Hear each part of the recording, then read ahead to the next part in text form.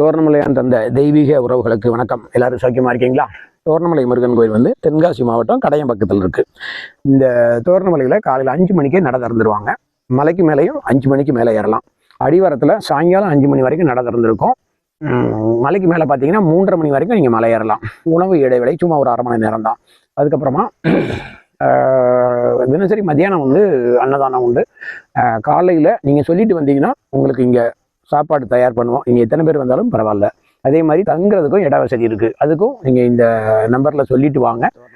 வந்தீங்கன்னா நீங்கள் இங்கே தங்கி இருந்து அதிகாலை 5 மணிக்கு மலை ஏறுற அந்த வேளார் கூட சேர்ந்து நீங்களும் போய் அபிஷேகம் பார்க்கலாம், தரிசனம் பண்ணிட்டு வரலாம். வணக்கம். தோரணமலையில் முருகன் நம்மை காத்திட வந்த அழகன்.